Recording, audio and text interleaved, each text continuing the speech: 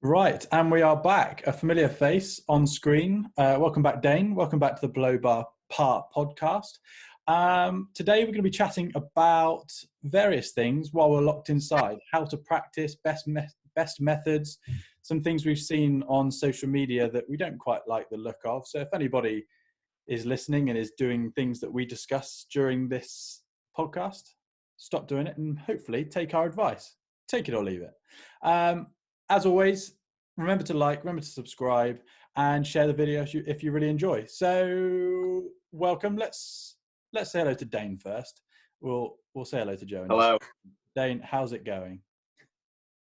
living the dream, mate. Yeah, living the dream.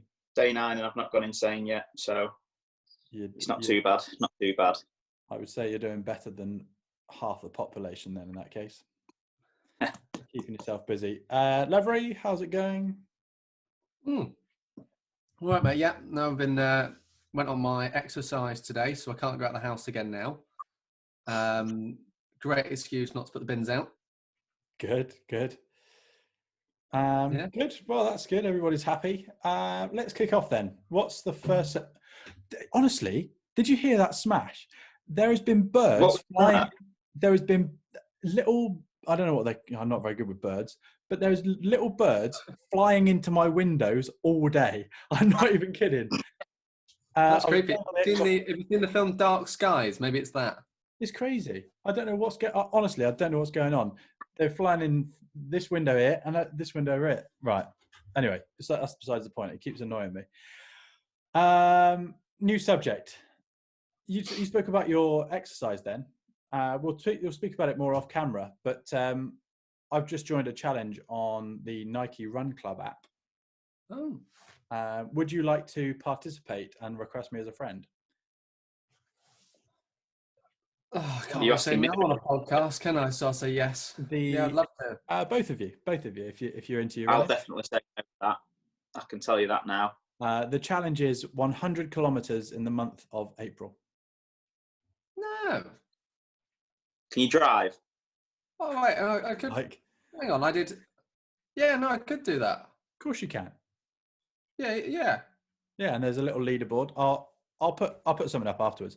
Anybody listening to this podcast, request me on Nike Run Club app. I'll put my name down below in the description. Anybody wants to join, I'll accept you straight away, and we'll do a little below par challenge. Anyway, right, we're all indoors. We talk about funny things that we've seen, because I saw a funny video yesterday of a guy who's practicing his golf swing outside in the garden. He's hung a towel up on a washing line, and he's holding the bottom of the towel down with a brick. Is that the Stoke City? What happened is he's thinned it into the brick, and it's come back and hit him in the ankle. Really? Yeah. What Brilliant. I would recommend is, rather than using a bed sheet or a towel, go onto Amazon, order yourself an actual practice net that you can hit into. I mean, 30, 40 quid for your basic one, 60, 70 for your more advanced, or if you want your big frame one, I think they're like 300 quid. But I would just get the basic one that you hit into. I've had a load of videos sent to me doing some online coaching stuff. Had loads sent in, and they're all hitting into these little nets. So I'm gonna order myself one as well. We had something like that at a golf class I used to work at. Somebody hit the plate behind the mat, hit the base of the mat, and come back and hit him in the eye. Oh. Yeah, that was bad news. But I mean, that guy just got hit in the ankle, so. Ooh. Yeah, you can sort of, it's like, you know, when you were a child and you're sort of there on your scooter and you spin it around, it hits you in the ankle, and it's that. Oh, that's what. Put her on the ankle. Oh, when you got to hit it into the green slightly and it bounces and hits you in the ankle. Oh goodness, I did that with a number 7 once. Oh. No, the worst one I've ever had was, shout out to Chris if you're watching. You'll know who you are. A bird has literally just flown into the window again. Absolutely crazy. Right. Shout out to Chris if you're listening. Crazy. It is. Signal went a bit there. Anyway, right. Shout out to Chris if you're listening. Do you remember Junior Club Championships? The worst one up till then was trying to knock the sand off my shoes with my wedge and clipping my ankle. Yeah. Oh, that hurts. Tearjerker. Have you ever had a club thrown in frustration and hit you? No. Well, that's an exclusive club. I am a part of that club. That's not a club you shut want up. to join, is it? That's like being, oh, have you been in a plane crash? Yeah. No. Oh, well, that's an exclusive club. I don't want to be part of that club.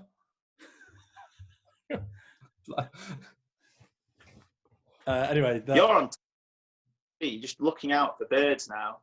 yeah, Little there's look the window. one flapping about here. So, have you guys? He's gone. We'll let him do his nature watch. It's like a call with Bellotti. This. Yeah. So I've got a little. I don't know whether the microphone can still hear me. I've got a little flat roof, like just outside this window here, and there's about 4 or 5 just trotting about. And I don't know what's in here that they want, but anyway. They found out where you worked on the last podcast, and that's it now. They're determined to get in. Very good. Right. So let's talk about the main subject here, because we're probably like 10 minutes in and we haven't yet gone on to the main subject. Let's go into. True. So watching. Right. So what advice, and we'll each have a go, do we have for people who are practicing indoors or have a small garden? What are we saying for them to do? What are the faults that you see, and how would you then go about correcting it? Dane, take it away. Are we talking a specific area, or? I mean, it could be anything. It could be anything. You know, like just from your generosity. For me, putting is a big one you can do indoors. I'm a big believer. There's a guy called Mike Bentley. You mentioned Blast in our last video. He's the founder of it. He created it. He talks about getting in a certain posture to create stability so you can move the club at an optimum level. So I'm a big believer. I think in this time you could just hammer your posture, hammer it, and just do loads of start line stuff. Difficult to do, distance control on a carpet, but getting in a good posture I think will be beneficial to a heck of a lot of golfers out there. It's really interesting as well that you bring in putting, because one of the main things you see is people making these makeshift garden bits where they can stand and hit balls. But I've not really seen any clips yet of anybody actually inside putting, which actually being on the grass, or if it's raining, is a really easy alternative. Yeah. I suppose it's like when you see it at golf clubs, how many people do you see practicing the putting as opposed to hitting balls? It's one of them, and it's a neglected part of the game probably. One thing that I've seen quite a lot of is people are practicing their short game, they're chipping. Okay, it depends how much room you've got, but what I've seen is they'll stick a flag or something the other side of the garden, and they'll be looking at their finished position of the golf ball. For me, that just doesn't make sense, because obviously that ball on your lawn is not reacting anything like it would out on the golf course, regardless of where you're chipping. So rather than looking at finished position, look at landing areas. So forget what happens to the ball after it's bounced, focusing on your landing areas. So if anybody's practicing their chipping, if they're lucky enough to have that sort of space, it doesn't have to be long.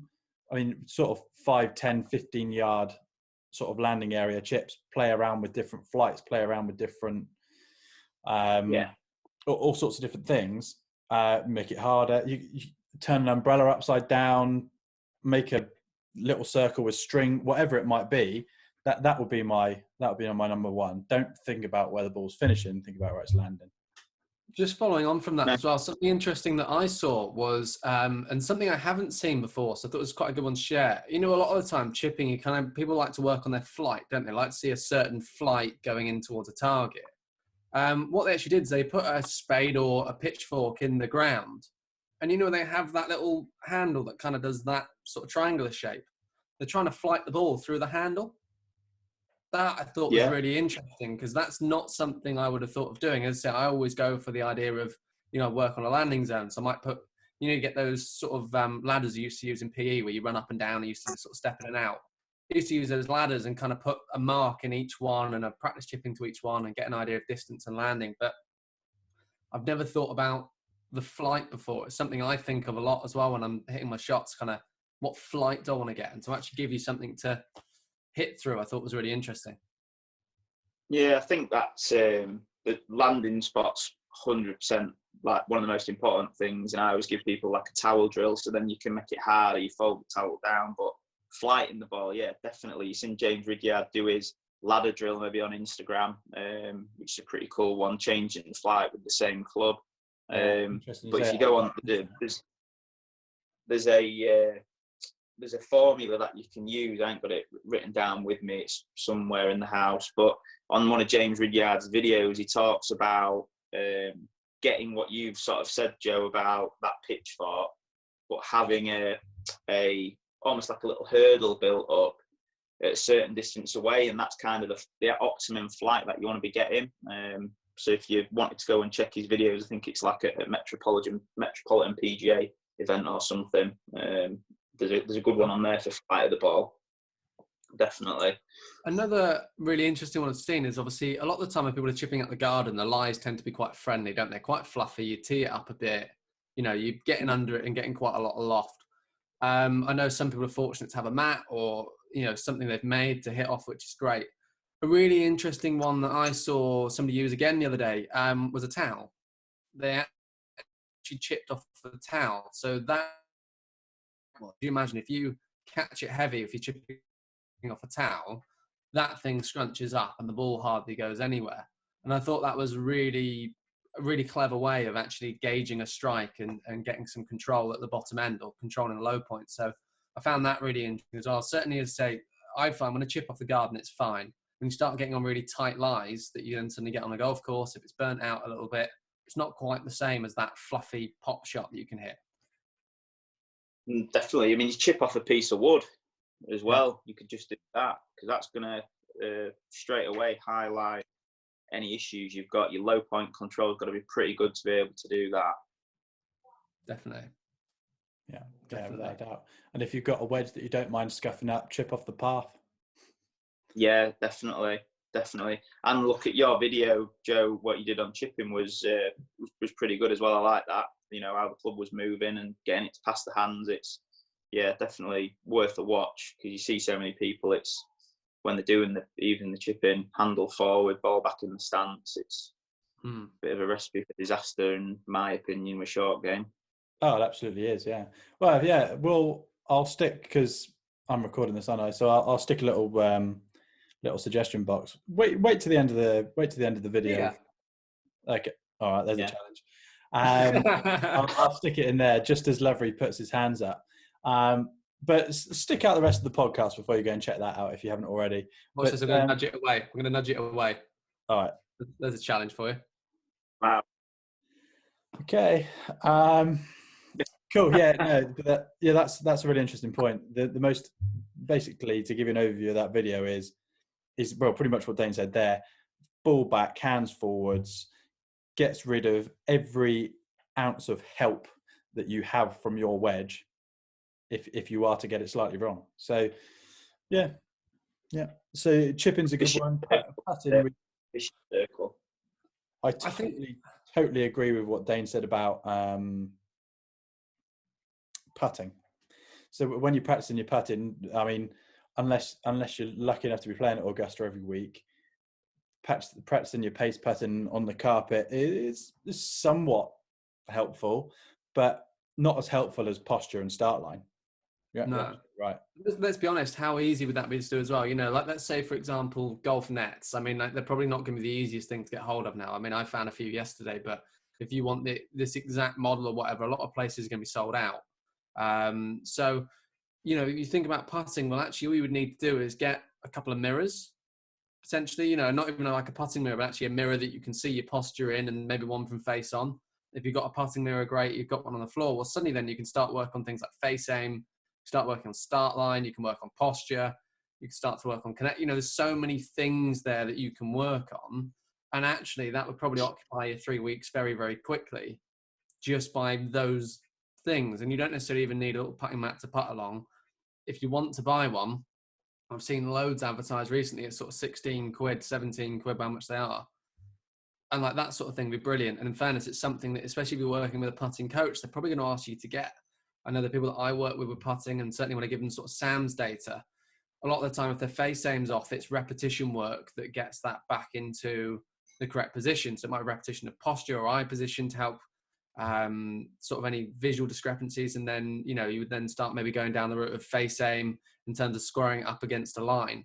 You know, that's where, again, that mirror is going to come in really handy. So that's stuff that you can practice. And that can be tour level stuff taken indoors. You got the argument of block practice there, and I see a lot of people having a debate over block and random and varied practice and all types of practice. But I mean, block practice on putting, I think, is so important. So important. Yeah, I always say to my players about you've got to calibrate yourself. I had one guy who I hadn't seen for a while because he's been away, come back, and he's just veered away from the blueprint. So the work you're doing is you're just putting him back into that mold that you've got in order to make them putt well. But you've got to do the work. You've got to do that calibration work. That's so important. I completely agree. I think it's interesting with that because you see a lot of people doing random practice on a green. If you constantly do random practice, I'm a believer then where you haven't actually got anything solid that you can move off of. So let's say you want to use your feel. Well, if your aim is constantly off, you can use as much feel as you want. It's never going to be consistent. Whereas actually, if you have a set of tools and that is your toolbox and you can carry that from green to green, you're going to have some consistency. What happens is where these people don't block practice and don't get any sort of consistency in setup or face aim or stroke path, any of those sorts of things, what they're going to find is that actually when they go to the next green, they might as well got a completely new toolbox. It's going to vary. I mean, for me, it bleeds through from posture, and everything happens from posture. So if you don't practice your posture and you have a poor posture, that's then going to affect your feel. It's going to affect the length of the lever, and it's going to affect your timing. That's going to affect face aim, rotation through the stroke. That's going to affect start line. So really, if you can do the block practice, all these things should hopefully filter out and you become a better putter. But if you don't work on it, then there's no wonder why people struggle, in my opinion. So, I mean, indoors, let's say, you know, I'd probably give 6 feet, 6 foot putt, realistically, the space you need. Whatever you can. Turn glass, anything. Yeah.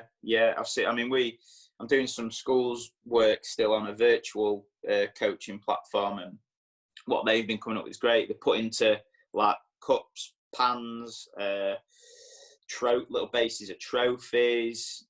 Saw one person put into a little statue of an alien. So they've been really creative in what they're using.